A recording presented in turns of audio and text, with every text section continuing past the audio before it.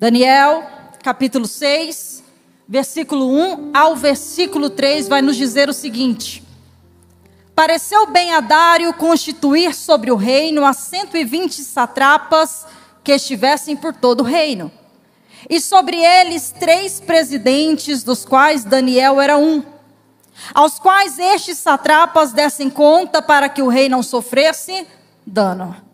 Então o mesmo Daniel se distinguiu desses presidentes e satrapas, porque nele havia um espírito excelente, e o rei pensava em estabelecê-lo sobre todo o reino. Podeis vos assentar. Nessa noite, antes de começar essa mensagem, eu gostaria de te dar 2 alternativas. Você vai escolher uma delas e não precisa justificar nem falar para ninguém, é só você e Deus. Nessa noite nós temos 2 possibilidades. A primeira é que você continue sentado aí, mas que você visualize esse culto só como mais um evento que você participou, e que daqui a pouco eu vou entregar o microfone e nós vamos embora. Ou você tem a possibilidade, a alternativa de fazer desse culto um divisor de águas na sua vida.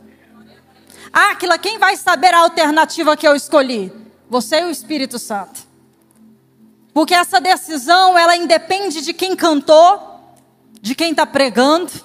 Ela é uma escolha sua. Que nessa noite, você escolha a melhor das alternativas, que é fazer o seu melhor culto para Deus aqui nessa casa. Eu prometo que eu não vou me estender, mas eu prometo com muita responsabilidade entregar tudo aquilo que o Espírito Santo já me revelou no secreto. E eu sei que o Senhor vai falar forte aqui nessa casa hoje, em nome de Jesus. O texto que nós acabamos de ler é um texto bastante conhecido. Se eu chamasse uma criança aqui na frente, ela conseguiria me contar a história de Daniel. Ela conseguiria me contar com detalhes a passagem de Daniel na cova dos leões.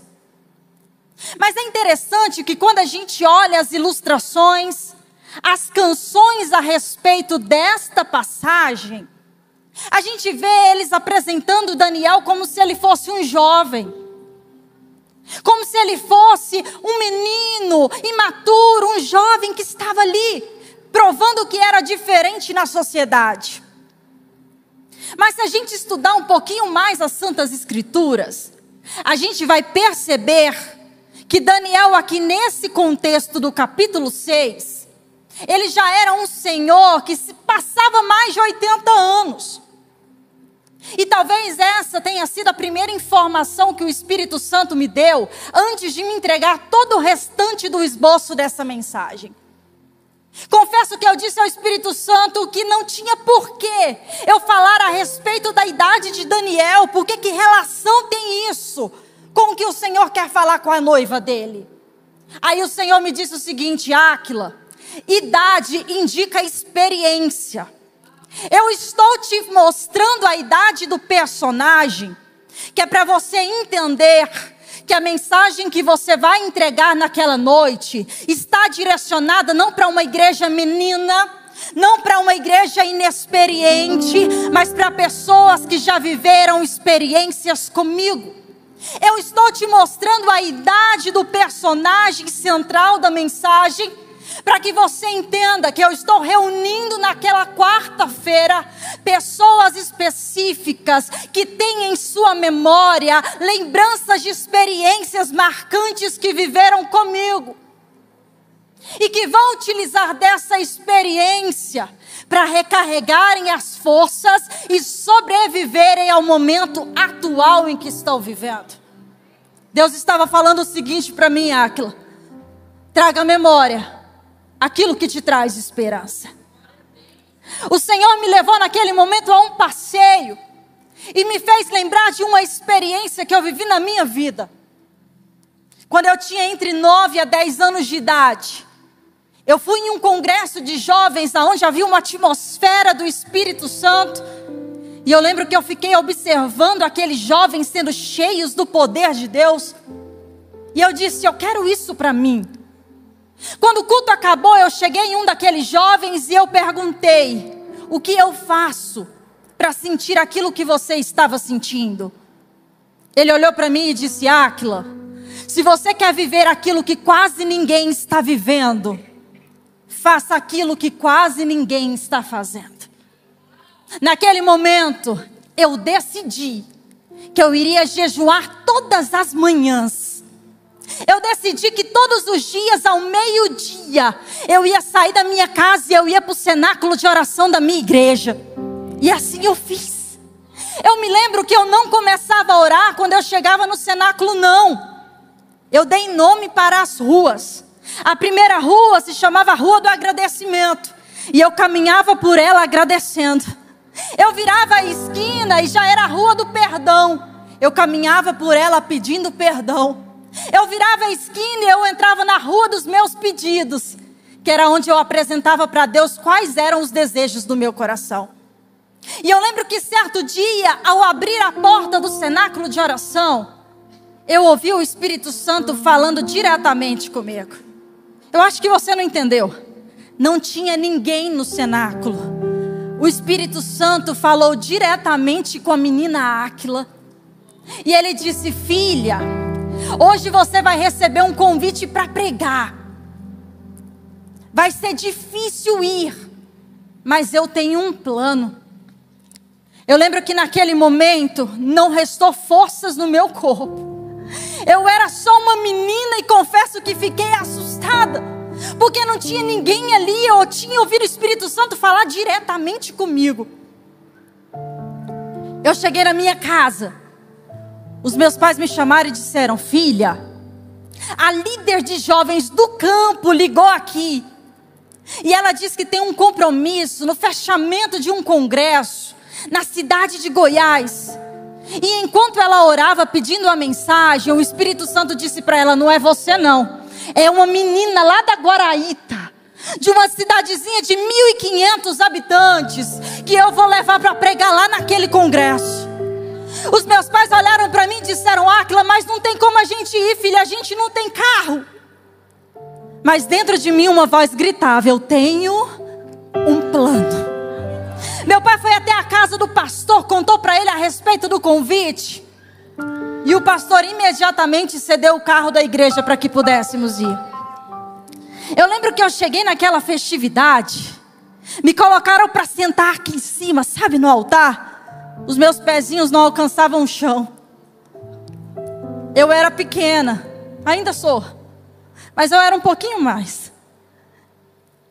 E eu lembro que naquela noite foi a primeira experiência que eu tive de sentir as palavras saírem da minha boca sem antes passarem pela minha mente.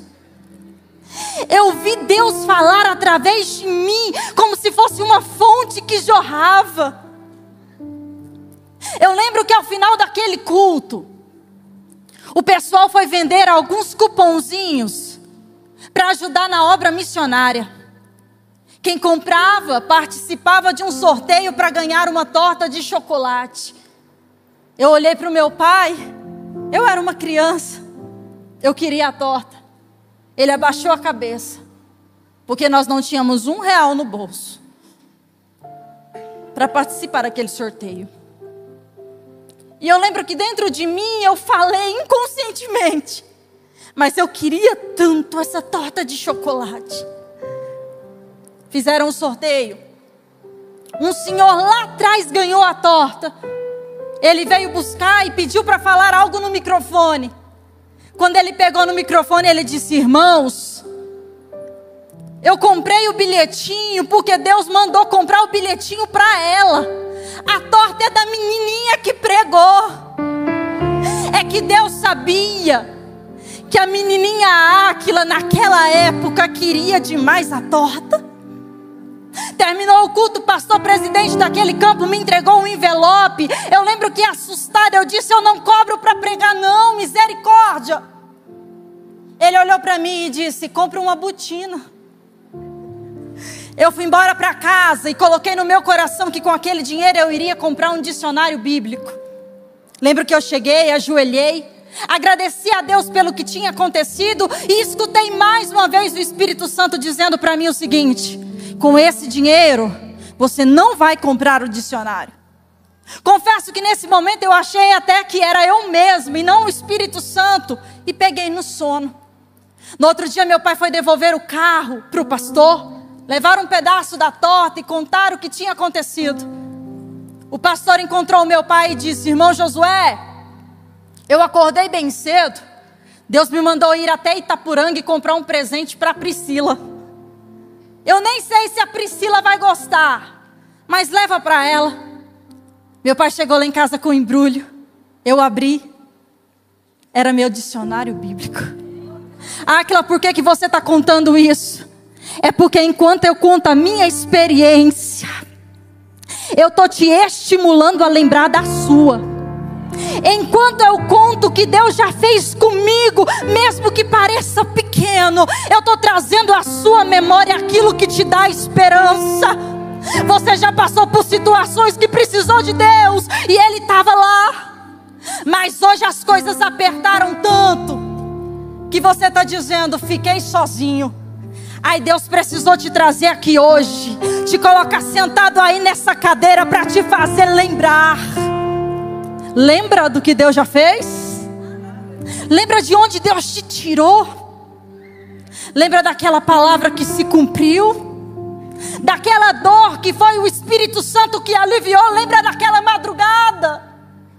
Daquele dia que você disse: eu não aguento mais, eu vou desistir. E olha só onde você está. Você está aqui. O Espírito Santo de Deus quer bradar hoje nessa casa conosco. Pregar a respeito da cova dos leões é muito fácil. É um texto conhecido.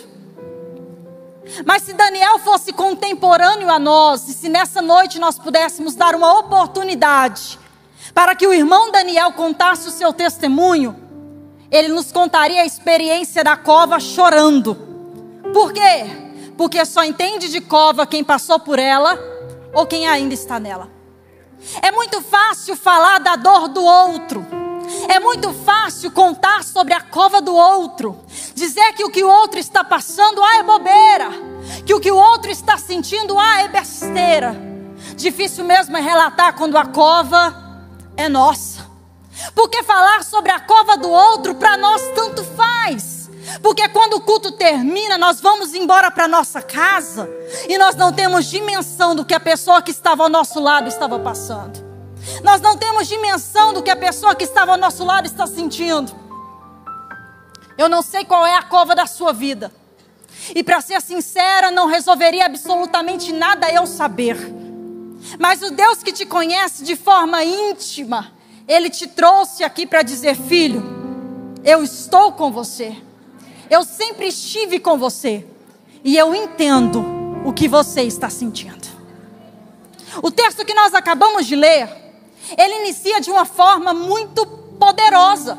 Ele inicia dizendo que Daniel estava recebendo uma exaltação. O texto está nos contando que o rei Dário, para evitar ter prejuízos na arrecadação de impostos, ele resolve levantar 120 homens naquela nação. 120 satrapas e mais 3 presidentes. Daniel era um deles. E aqui a gente fica pensando: começou tão bem.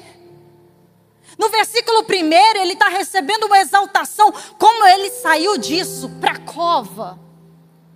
Tinha tudo para dar certo. Estava tudo caminhando bem. Eu achei até que o projeto era de Deus. Aí de repente, deu errado.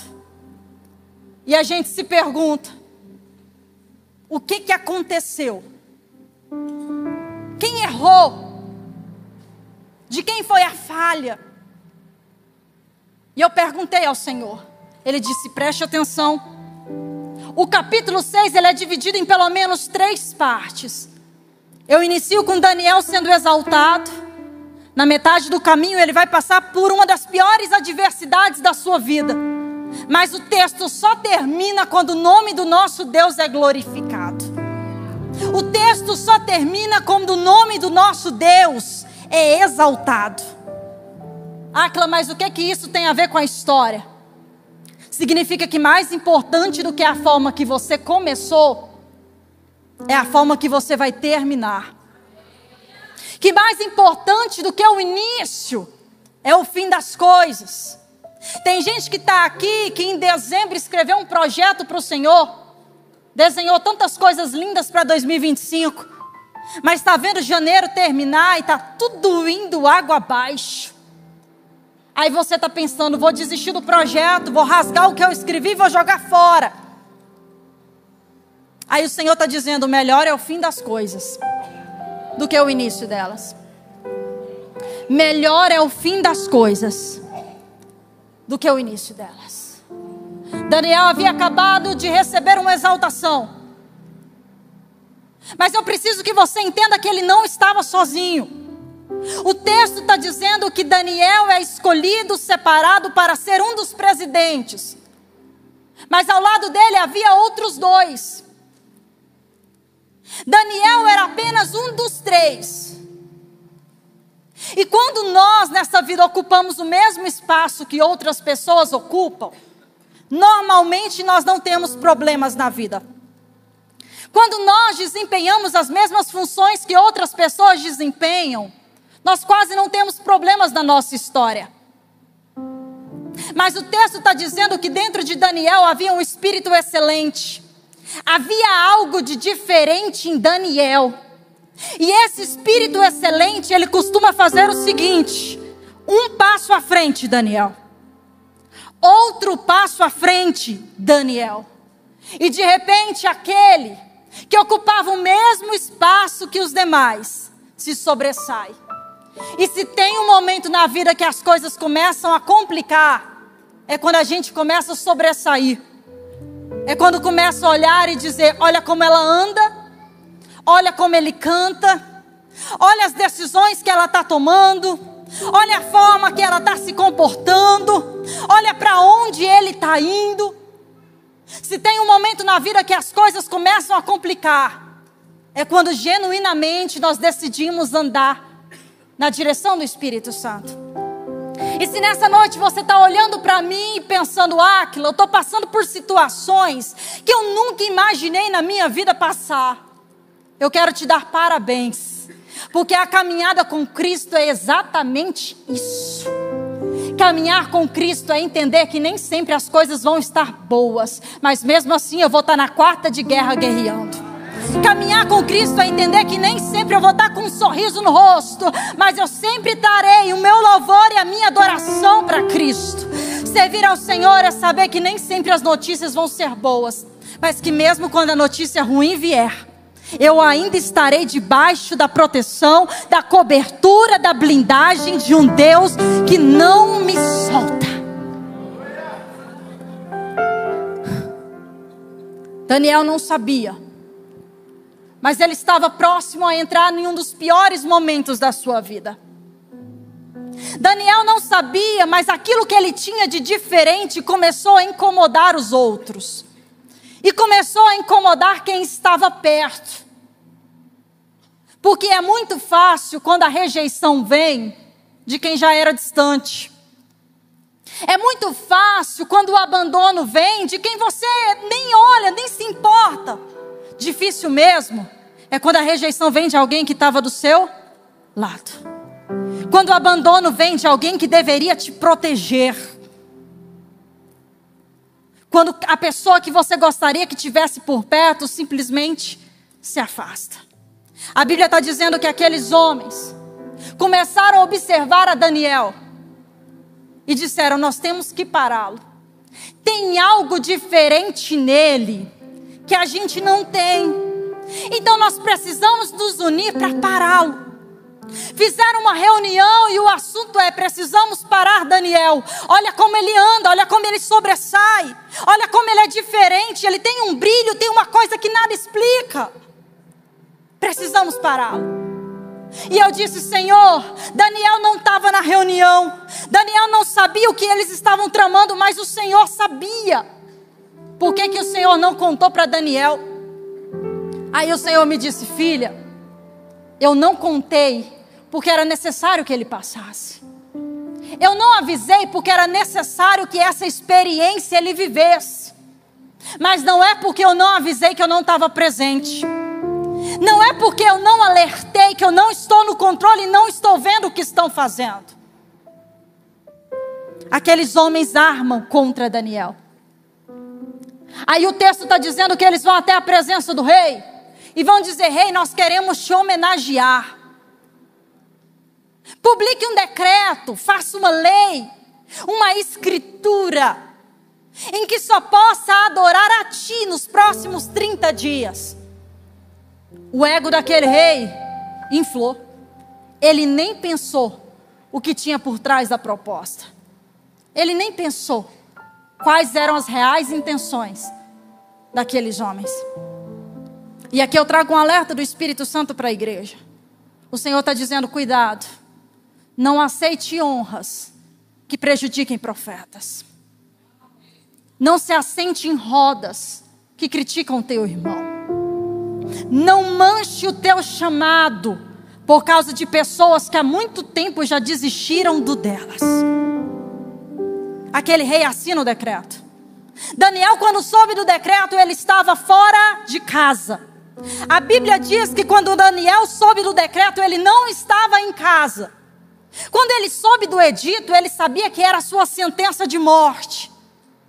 A lei dizia que aquele que adorasse a qualquer deus no período de 30 dias seria jogado na cova dos leões. Daniel sabia que ele iria morrer. Mas a Bíblia, ela nos traz algo muito interessante. Ela nos diz que na pior fase, quando Daniel recebeu a pior notícia, sabe para onde ele foi? Para casa. Quando Daniel soube do seu decreto de morte, ele foi para casa. Por que, Áquila?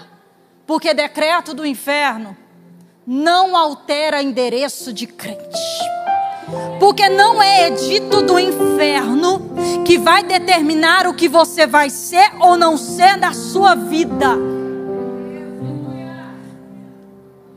O que determina endereço de crente são as convicções que ele tem em Deus.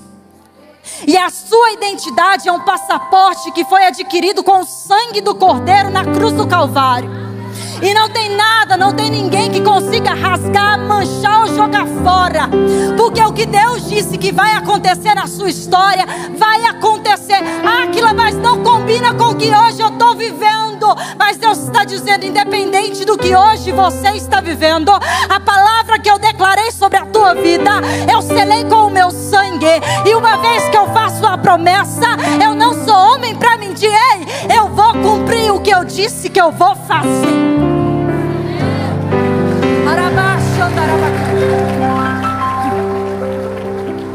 Daniel vai para casa. Ele vai para casa e ele vai fazer o que ele costumava fazer. Ele vai para dentro do seu quarto. Ele vai dobrar os joelhos de frente a uma janela aberta da qual ele podia avistar Jerusalém. E é interessante porque Daniel tinha influência. Daniel podia ter ido até o rei, pedir para que anulasse o decreto.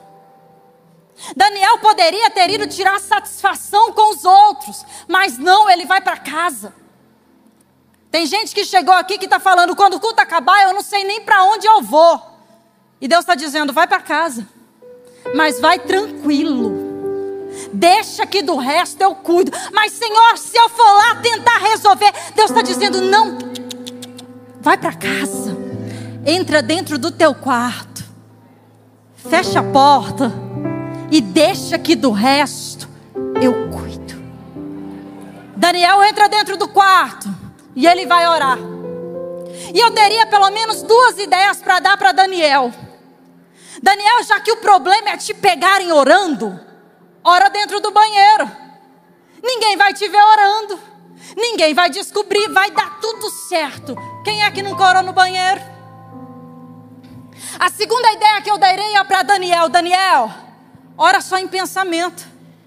Ninguém vai ler seu pensamento. Vai dar tudo certo. Então nunca me digam que Daniel foi para a cova dos leões porque ele orava. Orar, ele podia orar trancado dentro do banheiro. Orar, Daniel poderia orar só em pensamento. Daniel não foi para a cova porque ele orava. Daniel foi para a cova porque ele decidiu. Daniel, ele sabia dos riscos. E mesmo assim ele escolheu orar. Ele sabia dos riscos, mas mesmo assim ele diz: eu oro com as mãos estendidas, eu não abaixo. Eu oro com a janela aberta, eu não fecho. Eu oro com os joelhos no chão, eu não me levanto. Eu oro de voz alta, eu não me calo, porque eu prefiro ir para a cova dos leões do que deixar de falar com o meu pai. Daniel está orando. Aqueles homens o pegam orando e vão logo fazer fofoquinha. Vão até a presença do rei dizer: ó, teve alguém que descumpriu o seu decreto. O rei vai perguntar: quem foi esse? Quem descumpriu o meu decreto? Quem passou pela minha autoridade? Aí eles vão dizer: foi Daniel, aquele lá dos exilados. E isso é tão interessante porque essa história de exílio já havia acontecido há mais de 50 anos atrás. Tinha outras formas de falar a respeito de Daniel. Daniel já havia sido superintendente, chefe de mestres, prefeito e agora era presidente. Mas eles quiseram pegar o passado de Daniel para ver se descaracterizava aquilo que ele estava vivendo. Tem pessoas que gostam de trazer o nosso passado para ver se descaracteriza aquilo que nós estamos vivendo hoje. Mal sabem elas que todas as vezes que elas trazem o nosso passado, elas ajudam ainda mais a glorificar o nome do Senhor.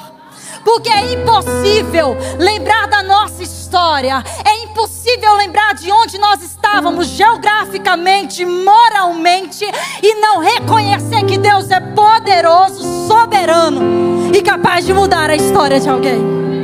Deixa trazerem o seu passado. Ninguém aqui está escondendo o que fez ou de onde veio. Deixa trazerem o seu passado.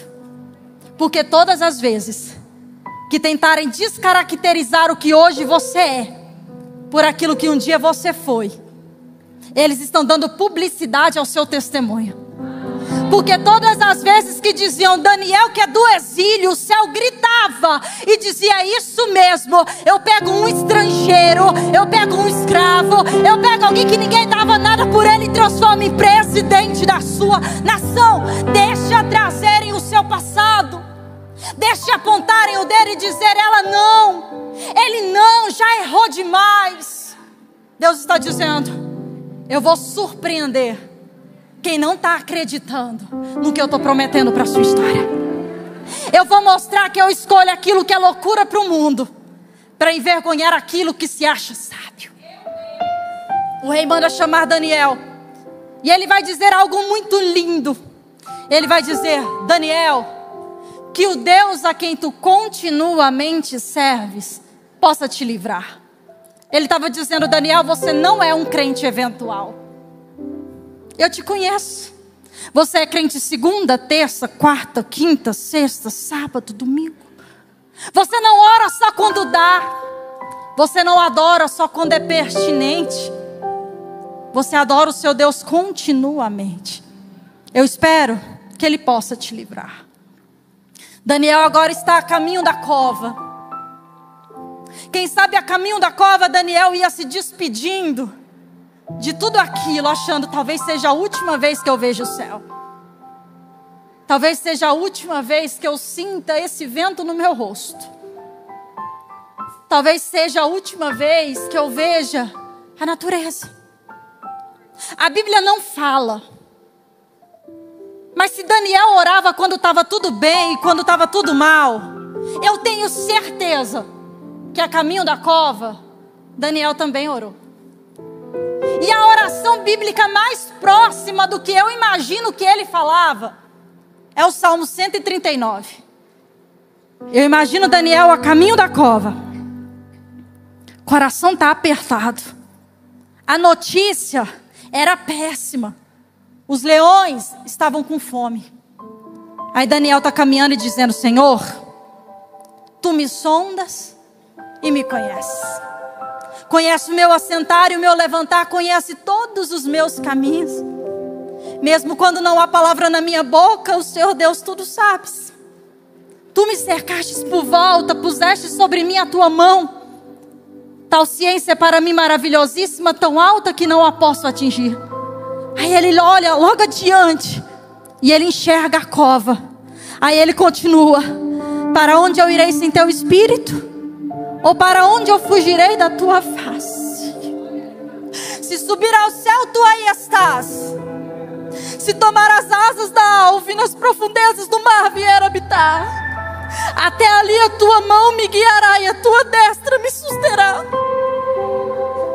Se disser ao certo que a noite me encobrirá, ela será dia em volta de mim, porque tu formaste todas as coisas. Eu te louvarei, Senhor, pois de maneira terrível e maravilhosa eu fui formado. Se Daniel pudesse cantar um louvor naquele momento, ele teria propriedade para cantar a canção que diz: é Ele, por Ele, que eu estou gastando a minha vida, perdendo tudo, por amor, com alegria, porque dos meus dias quem é dono é Ele. Eu imagino dos céus o nosso Deus dando um grito e dizendo: Miguel, vem cá.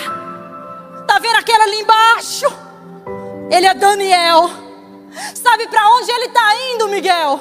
Para uma cova cheinha de leões. Sabe por quê?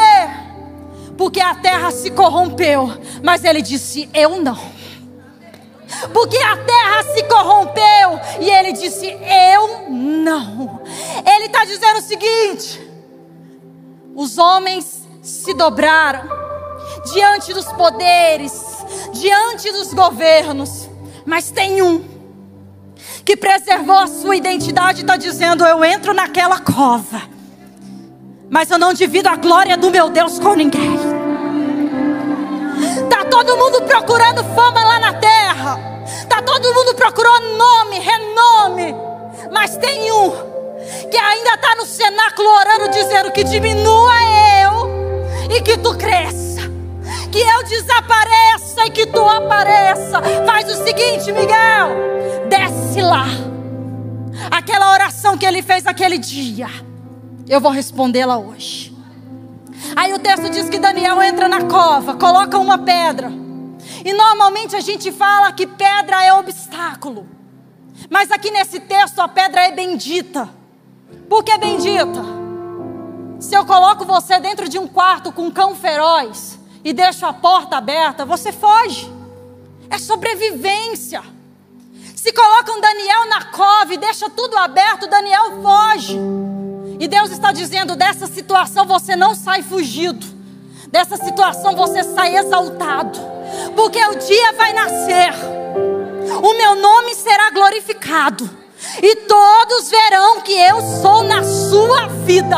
Então é o seguinte: a pedra vai ficar aí. Bendita é a pedra que te trouxe hoje. Bendita é a pedra que está te fazendo orar. Bendita é a pedra que está te fazendo chegar mais próximo de Deus. Daniel entra na cova, o rei vai para casa. Naquele dia o rei não dorme, porque ele sabia quem ele tinha deixado na cova. O texto diz que ofereceram comida para o rei, ele não quis comer. Os músicos chegaram e ele disse: eu não quero festa. Enquanto isso, Daniel está na cova. E a maior dor da cova é porque nós não temos noção de quando ela termina. Daniel está lá dentro sem ter noção de qual era o dia que a sua luta iria acabar. Mas do lado de fora, lá no palácio, o rei já havia estabelecido o prazo e horário para colocar fim na cova de Daniel. Ele já estava dizendo: quando o dia raiar, eu vou tirar Daniel de lá. O Senhor está dizendo: já tem dia, já tem hora, já está marcado. A sua cura eu já determinei, a tua remissão eu já decretei. Está chegando o dia, está chegando o momento, o sol está vindo aí. No outro dia, o rei vai até a cova. Estou terminando. E ele vai falar com voz triste: Daniel, o Deus a quem tu serves, Daniel, o Deus a quem tu continuamente serves, pode te livrar? Eu imagino que nos primeiros 30 segundos os inimigos diziam: ganhamos. No primeiro minuto eles batiam palma e diziam: a vitória é nossa. 30 segundos depois, vamos fazer festa. Mas de repente, no meio daquela cova silenciosa, se escuta um barulho. Era o Daniel, que estava todo mundo achando que estava morto, gritando o seguinte: ó rei, o meu Deus enviou o seu anjo, fechou a boca dos leões. Agora presta atenção, presta atenção. Daniel está me contando isso no versículo 22. Mas a minha Bíblia, a sua Bíblia diz que ele só sai da cova no versículo 23. O que é isso? Daniel está contando o testemunho da sua vitória antes mesmo de vencer. E eu quero saber se nessa noite tem 1, 2, 3 corajosos comigo para profetizar e contar testemunho de vitória que ainda nem está visualizando. Porque eu sei que no mundo espiritual a ordem já foi dada. Daniel sai da cova. E é interessante que muitas canções dizem que pega o leão e faz de travesseiro. Discordo. A Bíblia diz que o nosso Deus fechou a boca dos leões, mas eles continuaram ferozes. A noite inteira eles rondaram Daniel. Se eles pudessem falar, eles diriam: nós queremos te estraçalhar, nós queremos arrebentar com você, Daniel. Mas no mundo espiritual foi dada uma ordem que a gente não pode te tocar. A única coisa que a gente pode fazer é barulho. Então esse negocinho aí que você está com medo, esse problema aí que está te colocando aflito, Deus está dizendo: é só barulho, porque a ordem já foi emanada. E a ordem diz: ninguém te toca, ninguém mexe, na tua casa ninguém vai destruir, no teu trabalho ninguém vai te tirar. Daniel sai e seus inimigos entram. Quem é que não gosta da canção Sabor de Mel? Deveria arrancar da Bíblia o texto que diz: prepara diante de mim uma mesa na presença dos meus inimigos. Ou ainda o texto que diz que o justo será libertado da sua angústia e o ímpio virá para o seu lugar. Porque a Bíblia não é somente sobre isso, mas também é sobre isso. Em Atos, nós vemos Herodes matando Tiago, prendendo Pedro, achando que iria matar Pedro. Ele começa a discursar, o povo grita: voz de Deus e não de homem, e ele morre naquele instante comido de bicho. Se você não conhece a palavra que mata e faz viver, volta a ler, porque ela é clara: o justo será libertado da sua angústia e o ímpio virá para o seu lugar. Eu quero terminar essa mensagem hoje compartilhando com vocês uma fórmula que nunca falhou. Se você quer ver o seu casamento sendo transformado, se você quer ver a sua vida sendo mudada, a fórmula que nunca falha é joelho no chão, boca no pó. Se você quer ver a sua vida mudar, joelho no chão, boca no pó. Se você quer ver o seu ministério acontecer, joelho no chão, boca no pó. Se você hoje quer ver a sua cura, o Senhor está dizendo: joelho no chão, boca no pó. Eu gostaria que você se levantasse nessa noite para baixar. Você está proibido de desistir no capítulo 6. Áquila, mas a cova está terrível. Não desista no capítulo 6, porque só depois do 6 é que vem as revelações mais profundas, apocalípticas, escatológicas. Você vai sobreviver o capítulo 6, sim. Essa é a resposta do Senhor. Você vai passar pelo 6, pelo 7, pelo 8, 9, 10, 11. O livro só acaba no capítulo 12. Aí no 12 eu desisto, Áquila? Não. Aí você respira e aguarda o arrebatamento. Porque o último conselho dado por Daniel é: tu, porém, vai até o fim. E eu gostaria nessa noite de saber se tem alguém aqui que se sente a caminho da cova ou que se sente dentro da cova. Eu estou falando para pessoas que estão em uma situação de urgência. Quem está em uma situação de urgência, por favor, vem aqui na frente, eu prometo ser rápido. Eu preciso orar com você. Eu quero pessoas em situação de urgência. Aquilo eu não estou aguentando. Eu estou a ponto de explodir. Arabá, xandarabacai. Por favor, vem aqui na frente. Eu tenho uma palavra do Senhor para a vida de vocês. Eu tenho uma palavra dos céus para você que está vindo aqui na frente. Só quem está em situação de urgência, por favor.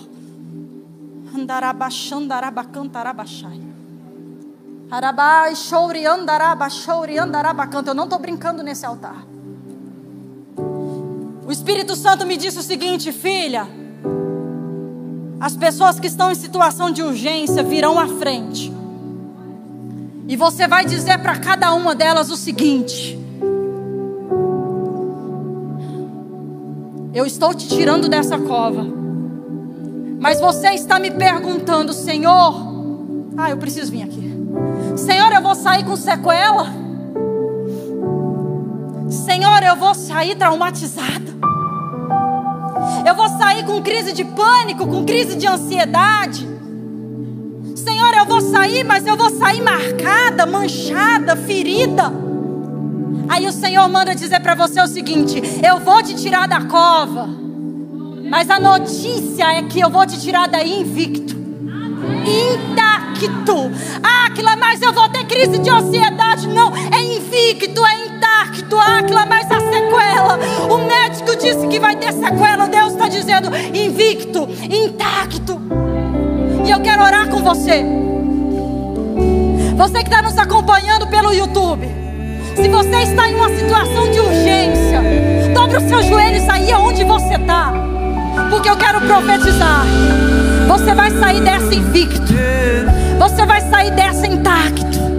Espírito Santo de Deus, conforme a tua ordem, eu oro pela vida destes, Pai. E eu te peço que o Senhor possa marcar essa data, que a partir de hoje essas vidas sejam transformadas, que o Espírito Santo passe um bálsamo, Deus. Vai curando, Jesus, vai restaurando, vai libertando, vai tirando essa dor, vai tirando essa angústia, vai tirando, Jesus. O Espírito Santo de Deus está curando pessoas aqui nessa casa. Nós ainda vamos ouvir testemunhos desse dia. Você pode voltar para o seu lugar, mas vai com a certeza que você vai sair dessa invicto, intacto. Invicto, intacto. Invicto. Estou gastando a minha vida. Antes que eu entregue o microfone, eu preciso fazer mais uma coisa. Tem pessoas que estão aqui, que estão afastadas de Cristo. Pessoas que estão aqui, que a cova foi tão forte que desistiram. Aquilo eu pregava, aquilo eu cantava, mas eu não suportei. Eu saí. Só que agora eu estou no mundo e eu sinto um vazio dentro de mim. Nada preenche. Não tem bebida que preenche, não tem boate que preenche, não tem ninguém que preenche. E se eu te falar que esse vazio é a maior prova de que você é morador do céu? Esse vazio é a prova que você pertence a Cristo. E eu quero saber aonde está a primeira vida para Jesus aqui. Eu quero saber aonde está o primeiro corajoso que vai voltar para Jesus hoje. Jesus está chamando gente aqui nessa casa. Aonde tem alguém para Jesus? Levanta a sua mão. Eu quero te conhecer. Você que levantou a sua mão, vem aqui. Vem aqui, por favor. Vem aqui. Por favor, vem cá. Eu quero te conhecer. Você que está no YouTube, você que se desviou dos caminhos de Cristo, está aí na sua casa achando que Deus não iria te encontrar